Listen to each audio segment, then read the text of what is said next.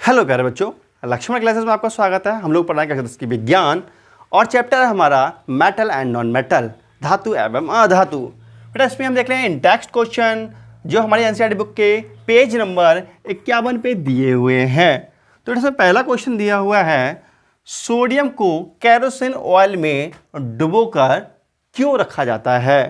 बेटा सोडियम धातु होती है, इसको हम केरोसिन ऑयल में डुबोकर क्यों रखते हैं, ये हमारा प्रश्न है। तो आपको बता दें बेटा, सोडियम जो धातु होती है, ठीक है, ये बहुत अधिक क्रियाशील होती है और इसको जब हम खुले में रख देते हैं तो ये नमी और ऑक्सीजन से क्रिया करके एकदम भक से आग पकड़ लेती है, विस्फोट होता है और आग लग जाती है। इसी कारण इसको हमेशा केरोसिन ऑयल में डुबोकर रखा जाता है।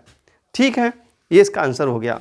लेकिन बेटा वास्तव में देखें तो अब जो लेकर के आ रहे हैं ना, हम लोग लेकर के आते हैं सोडियम प्रयोगशाला के लिए, तो उसमें जो सोडियम होती है वो तारपीन का तेल होता है बेटा, उससे कोटेड की हुई होती है, उसमें लेयर चढ़ी हुई होती है तारपीन तेल की, है ना। और सोडियम का मैंने एक एक्सपेरिमेंट कर रखा है, बहुत अच्छा बेटा, हमारी जो प्लेलिस्ट है देख लो जाकर के, एक्सपेरिमेंट ऑफ सोडियम वाला, उसमें हमने कर रखा है खूब अच्छा। ठीक है, सोडियम के बारे में वहाँ विस्फोट भी करके दिखाया है तुम्हारे लिए। तो खैर इसका आंसर देखिएगा। क्वेश्चन ये है, सोडियम को केरोसिन ऑयल में डुबोकर क्यों रखा जाता है। तो इसका उत्तर ये होगा बेटा, सोडियम अत्यधिक क्रियाशील धातु होती है। सोडियम अत्यधिक क्रियाशील धातु होती है और ये ऑक्सीजन तथा नमी से क्रिया करके आग पकड़ लेती है और विस्फोट उत्पन्न करती है। इसी कारण इसको मिट्टी के तेल में डुबोकर रखा जाता है। ठीक है, तो बेटा लिखो उसका आंसर, आंसर लिखो बेटा। सोडियम अत्यधिक क्रियाशील धातु होती है। लिखो, सोडियम एक अत्यधिक क्रियाशील धातु होती है जो नमी और वायु के संपर्क में आने पर एक विस्फोट उत्पन्न करती है और आग पकड़ लेती है। इसी कारण इसे मिट्टी के तेल में डुबोकर रखा जाता है। इसी कारण इसे मिट्टी के तेल में या केरोसिन ऑयल में डुबोकर रखा जाता है। बात समझ में आ रही है बेटा आपके लिए? तो लिखने में कहा जा रही है जब बात समझ में आ रही है। तो बेटा क्वेश्चन नंबर 2 देखते हैं, हमारी एनसीईआरटी बुक का क्वेश्चन नंबर 2 क्या दिया हुआ है। लिखा है, इन अभिक्रियाओं के लिए समीकरण लिखिए। बेटा एनसीईआरटी बुक निकाल लो यार, क्या पेज नंबर देखो। इन अभिक्रियाओं के लिए समीकरण लिखिए। बेटा क्वेश्चन है, इन अभिक्रियाओं के लिए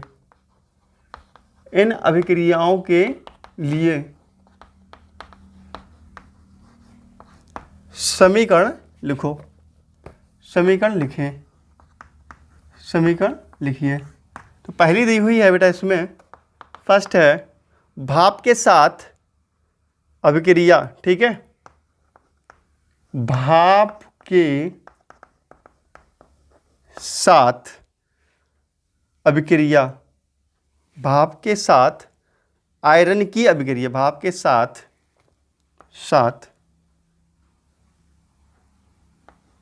भाप तथा आयरन की अभिक्रिया।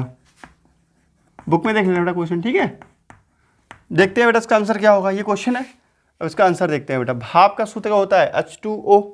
ठीक है, H2O तो होता है बेटा, ये भाप का सूत्र हो गया। इसको ब्रैकेट में G लिख दो तो G हो गया, भाप हो गया।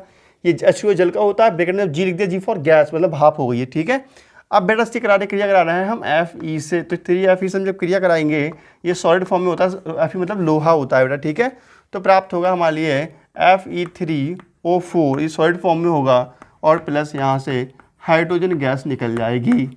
ठीक है, तो ये आप नोट कर लीजिए। ठीक बेटा, देखते हैं नेक्स्ट। सेकंड क्वेश्चन दिया हुआ है, जल के साथ कैल्शियम पोटेशियम की अभिक्रिया। ठीक है बेटा, जल के साथ कैल्शियम पोटेशियम की अभिक्रिया, इसकी अभिक्रिया करानी है बेटा। ठीक है, तो देखो जल के साथ कैल्शियम पोटेशियम की अभिक्रिया। ठीक है, तो देखो आपने पढ़ा है, जब भी धातु होता है और धातु वाटर मॉलिक्यूल के साथ अभिक्रिया करता है तब क्या काम करता है बेटा, आपने पढ़ रखा ना अपने उसमें, धातु हाइड्रोक्साइड बनाता है, CaOH का होल ट्वाइस बनता है और हाइड्रोजन रिमूव हो जाती है। ठीक है बेटा, CaOH का होल ट्वाइस बनता है और हाइड्रोजन रिमूव हो जाती है। अगर यहाँ पे पोटेशियम लेंगे और यहाँ लिखेंगे H2O तो प्राप्त होगा हमारे लिए बेटा, देखो ये L का फॉर्म मतलब लिक्विड स्टेट में है और S फॉर सॉलिड स्टेट में है। ठीक है, तो यह प्राप्त हो जाएगा KOH पोटेशियम हाइड्रोक्साइड। ठीक है, और प्लस यहाँ पर जो हाइड्रोजन गैस है वो रिमूव हो जाती है। ठीक है बेटा, तो ये कैसे होंगे, ये सब सॉलिड फॉर्म में होंगे। ठीक है, और ये गैस फॉर्म में होंगे। क्लियर समझ में आ रहा है। अब बेटा देखते हैं इसका थर्ड क्वेश्चन, और थर्ड क्वेश्चन काफ़ी बड़ा है और हमें ये बोर्ड पे लिखना पड़ेगा तभी इसको हम समझा पाएंगे। ठीक है बेटा, तो देखते हैं थर्ड क्वेश्चन। ओके,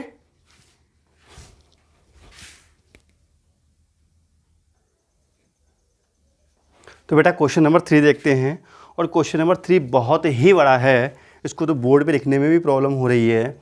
ठीक है, तो मैंने इतना क्वेश्चन लिख दिया, मैं आपको पढ़कर सुनाता हूँ बेटा। देखो ABCD 4 धातुओं को, बेटा 4 धातुएं दी हुई हैं, देखो ABCD। ठीक है, ये 4 धातुओं को नमूनों 4 धातुओं के नमूनों को लेकर एक एक करके बिलियन में डाला जाता है। इससे प्राप्त परिणाम निम्न प्रकार से सारणीबद्ध किए गए हैं। ठीक है बेटा, 2 बिलियन है बेटा, आयरन सल्फेट का बिलियन है, कॉपर सल्फेट का बिलियन है, जिंक सल्फेट का बिलियन है और सिल्वर नाइट्रेट का बिलियन है। ये क्वेश्चन ही है। ठीक है बेटा, देखो आयरन सल्फेट का बिलियन दिया हुआ है, कॉपर सल्फेट का, जिंक सल्फेट का और सिल्वर नाइट्रेट का बिलियन दिया हुआ है। ये धातुएं हैं, जब A डाली जाती है आयरन सल्फेट में तो क्या होता है बेटा, क्वेश्चन में ही लिखा है, सब कुछ मैं समझा रहा हूँ आपको। तो बेटा कोई अभिक्रिया नहीं होती है। जब A डाली जाती है तो बेटा नो रिएक्शन, कोई भी रिएक्शन देखने को नहीं मिलती है। ठीक है, ये क्वेश्चन बुक का ही है, आप देख लेना बुक से। ठीक है बेटा, फिर A को बेटा इसमें डाला जाता है, तब यहाँ पे विस्थापन अभिक्रिया देखने को मिलती है, विस्थापन अभिक्रिया देखने को मिलती है। ठीक है, ये बुक के अकॉर्डिंग है। और बेटा यहाँ पे रिक्त स्थान दिया है, यहाँ कुछ नहीं दिया हुआ है, वहाँ पे भी कुछ नहीं दिया हुआ है। ठीक है, जब B है बेटा, B को आयरन सल्फेट डाला जाता है तो यहाँ पे विस्थापन अभिक्रिया देखने को मिलती है, विस्थापन अभिक्रिया। ठीक है, उसके बाद यहाँ कुछ भी नहीं दिया है और यहाँ पे लिखा है नो रिएक्शन, नो रिएक्शन मतलब कोई भी अभिक्रिया नहीं हो रही है और ये खाली छूटा हुआ है। ठीक है, C के अगले लिखा हुआ है पे बेटा नो रिएक्शन, नो रिएक्शन, ये क्वेश्चन ही है बुक का। ठीक है, और यहाँ पे भी बेटा नो रिएक्शन है। ठीक है, और यहाँ पे बेटा खाली स्थान छूटा हुआ है और यहाँ पे भी यहाँ लिखा हुआ है बेटा विस्थापन। क्या लिखा हुआ है, क्या लिखा है, विस्थापन। यहाँ पे लिखा है बेटा विस्थापन। ठीक है, समझ में आ रहा है। और बेटा D है ना, D यहाँ पर लिखा है बेटा, मतलब यहाँ पे सभी में no reaction, no reaction, D में कुछ भी नहीं है बेटा। यहाँ पे नो रिएक्शन दिया हुआ है। ठीक है, यहाँ पे भी नो रिएक्शन दिया हुआ है और यहाँ पे भी नो रिएक्शन दिया हुआ है और यहाँ पे भी नो रिएक्शन दिया हुआ है। ये हमारा इतना क्वेश्चन है और क्वेश्चन अभी आगे चल रहा है। ठीक है, बुक से देख लेना आप बेटा, समझ लो बस। तो इस सारणी का उपयोग करके, इस सारणी का उपयोग करके धातु ABCD, इस सारणी का उपयोग करके धातु ABCD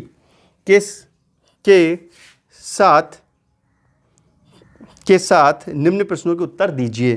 ठीक है बेटा, तो पहला क्वेश्चन कौन सा है, इस सारणी के हेल्प से पहला क्वेश्चन पूछा रहा है। पहला क्वेश्चन है सबसे अधिक अभिक्रियाशील धातु कौन सी है। बेटा पहला क्वेश्चन पूछ रहा है कि सबसे अधिक क्रियाशील धातु कौन सी है, ये क्वेश्चन पूछा है पहला हमसे। ठीक है, इस सारणी की हेल्प से पूछ रहा है, इस सारणी के देखकर बताओ सबसे अभिक्रियाशील धातु कौन सी है। तो बेटा देखो, हमने आयरन सल्फेट का विलयन लिया। ठीक है, इसमें A धातु डाली तो नो रिएक्शन हुआ, B धातु डाली तो विस्थापन अभिक्रिया हुई, C डाली तो नो रिएक्शन और D डाली तो नो रिएक्शन। अर्थात पहले विलयन में हमारी B जो धातु है वो तेज़ी से क्रिया कर रही है, इसलिए सभी धातुओं में सबसे अधिक क्रियाशील धातु कौन सी हो जाएगी, B, क्योंकि B सबसे पहले रिएक्शन कर रही है। ठीक है, तो इसका आंसर क्या हो जाएगा, इसका आंसर हो जाएगा दी गई सारणी के अनुसार B सबसे अधिक अभिक्रियाशील धातु है। इसका आंसर हो जाएगा बेटा दी गई सारणी के अनुसार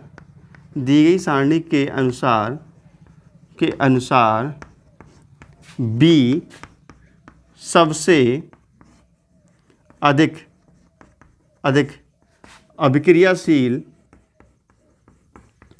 अभिक्रियाशील धातु है।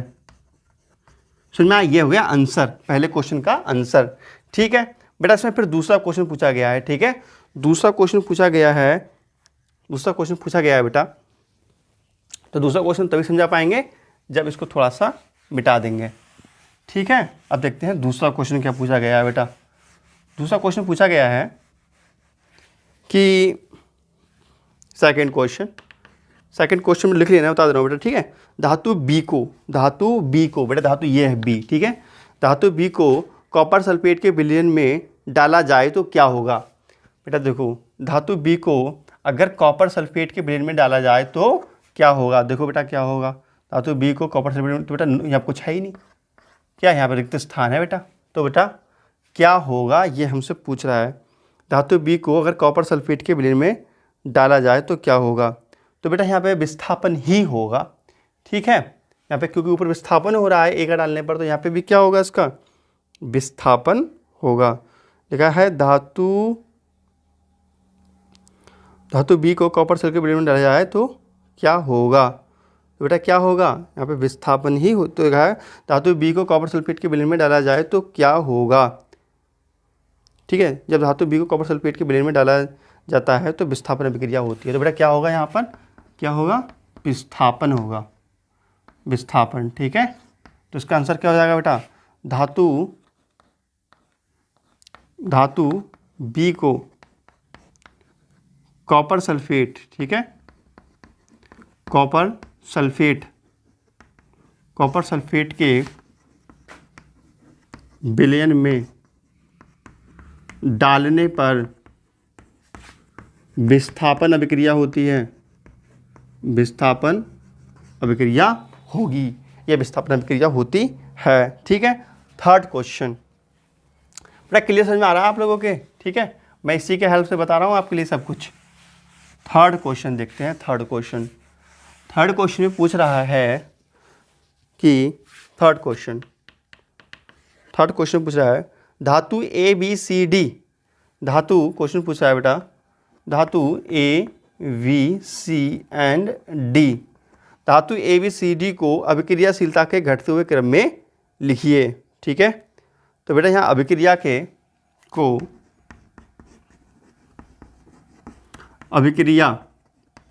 के घटते क्रम में लिखिए, घटते क्रम में लिखना है, ये क्वेश्चन है। ठीक है, अब देखो बेटा घटते क्रम में कैसे लिखेंगे ए बी सी डी को। ठीक है, अभिक्रिया के घटते हुए क्रम में सबसे पहले क्रिया किसने की है बेटा, इसने की है, तो बी सबसे ज़्यादा पावरफुल होगा। ठीक है, उसके बाद किसने रिएक्शन करी है बेटा, देखो उसके बाद रिएक्शन की है हमारी ए ने। ठीक है, ये तो हमने बाद में लिखा है ए ने। ठीक है, उसके बाद को क्या आएगा बेटा, इसके बाद देखो बेटा यहाँ पे बेटा देखो फिर यहाँ तो नो रिएक्शन लिखा हुआ है, फिर किसने किया ये देखो ये किया है, फिर सी ने, किसने किया है बेटा, सी ने, उसके बाद डी ने तो कुछ किया ही नहीं, तो ये क्रम हो जाएगा इसका आंसर। ठीक है, समझ में आ रहा है बेटा। तो यहाँ पर इसके ये 3 ही क्वेश्चन दिए हुए थे। ठीक है, चौथा प्रश्न जो दिया है तो ये 3 ही प्रश्न दिए हुए थे बेटा। अब नेक्स्ट क्वेश्चन देखते हैं हम लोग, नेक्स्ट क्वेश्चन पढ़ देता हूँ मैं। ठीक है, तो आंसर सुन लो बेटा। ठीक है, नेक्स्ट क्वेश्चन है क्वेश्चन नंबर 4, बुक से नोट कर लेना आप लोग। सुनो, अभिक्रियाशील धातु को तनु हाइड्रोक्लोरिक अम्ल में डाला जाता है। ठीक है, अभिक्रियाशील कोई धातु है, मेटल है, इसको देखो फिर सुनो बेटा, क्वेश्चन नोट करो, लिखो अभिक्रियाशील धातु को तनु हाइड्रोक्लोरिक अम्ल में डाला जाता है तो कौन सी गैस निकलती है। आयरन के साथ तनु H2SO4 की अभिक्रिया लिखिए। आयरन के साथ तनु H2SO4 की अभिक्रिया लिखिए। आयरन के साथ तनु H2SO4 की अभिक्रिया लिखिए। ठीक है, तो पहले तो ये पूछा गया है बेटा, कोई भी क्रियाशील धातु है, अभिक्रियाशील धातु है, ये अभिक्रियाशील धातु जब किसी तनु अम्ल से क्रिया करती है तब कौन सी गैस निकलती है, ये सबसे पहले पूछा गया है इसी क्वेश्चन में।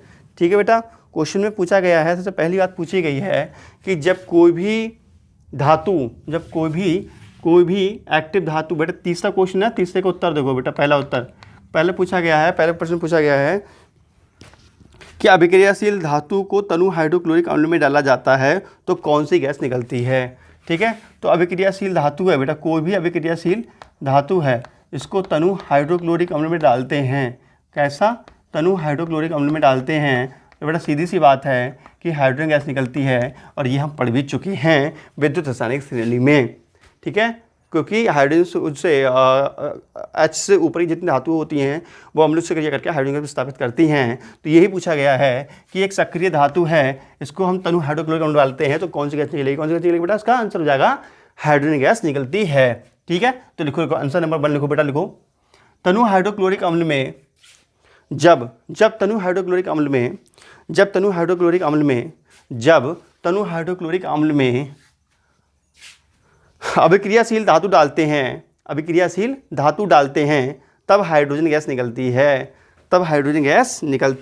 है। ठीक है, और दूसरा पूछा गया है, इसमें दूसरा कहा गया है बेटा कि तो कौन सी गैस निकलती है, लिखा है आयरन के साथ तनु H2SO4 की अभिक्रिया लिखिए। ठीक है बेटा, आयरन के साथ हमें तनु H2SO4 की अभिक्रिया लिखनी है, तो देख लो बेटा अभिक्रिया इसको स्थापित कर देगा तो प्राप्त होगा FeSO4 + H2। बेटा ये होगी इसकी रिएक्शन, सेकंड आंसर हो गया इसका। बात समझ में आ रही है तो लिखना में जा रही है। ठीक है, क्वेश्चन नंबर 5 देखते हैं बेटा, नेक्स्ट क्वेश्चन देखते हैं। ठीक है, क्वेश्चन नंबर 5, क्वेश्चन नंबर 4 था ऊपर, ये कौन सा था? 4 था बेटा। ठीक है, क्वेश्चन था ये 4 था। ठीक है, 5वां है जिंक को आयरन सल्फेट के विलयन में डालने से क्या होता है। जिंक को आयरन सल्फेट के विलयन में डालने से क्या होता है, इसकी रासायनिक अभिक्रिया दीजिए। ठीक है बेटा, देखते हैं बेटा, देखो जिंक है, और जिंक को हमें डालना है आयरन सल्फेट के विलयन में, तो देखते हैं क्या होता है। ठीक है बेटा, तो यहाँ पर जिंक जो होता है वो Fe से ऊपर होता है, इसलिए इसको विस्थापित कर देगा तो हमें प्राप्त होगा ZnSO4 +